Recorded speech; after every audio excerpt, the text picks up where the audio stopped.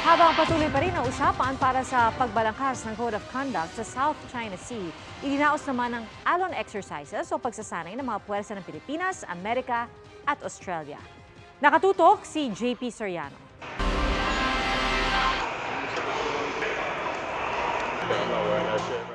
Mula sa paghahanda ng mga sundalo galing Australia, Amerika at Pilipinas, hanggang sa pagsabak sa airtime amphibious and follow-on land operations, pangmalakasan ang Alon exercises o ang bilateral amphibious training activity ng AFP at Australian Defence Force na suportado ng US Marine Corps.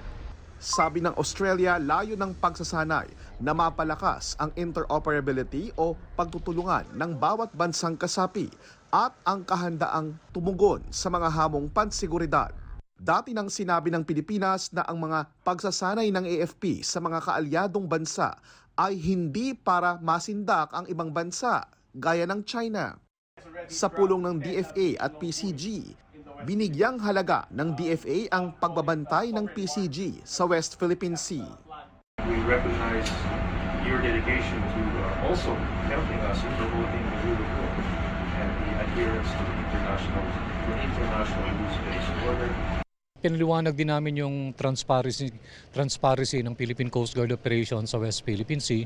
And of course, sinabi rin naman ng DFA that they are going to continue to find ways sa diplomatic channel kung paano mariresolve yung issues. Sa Pilipinas din idinaos ang usapan sa pagbalangkas ng Code of Conduct sa South China Sea na magtatakda ng alituntunin sa pagkilos at reaksyon ng Pilipinas, China at ibang bansang may inaangking teritoryo sa South China Sea. Sabi ng DFA, natalakay ang bagong insidente at mga hamon sa South China Sea na nagpapahina raw sa tiwala, nagpapalala sa tensyon at nagiging banta sa kapayapaan, katatagan at seguridad sa rehiyon. Ayon pa sa DFA, nananatili ang panata ng Pilipinas na makabuo na agad ng epektibo at makabuluhang COC.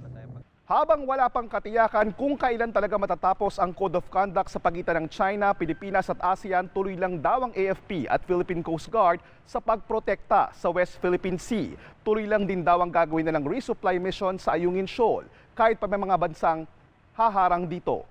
Para sa GMA Integrated News, JP Soriano, nakatutok 24 oras.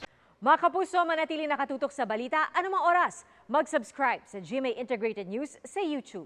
At sa mga kapuso abroad, samahan nyo kami sa GMA Pinoy TV at sa www.gmanews.tv.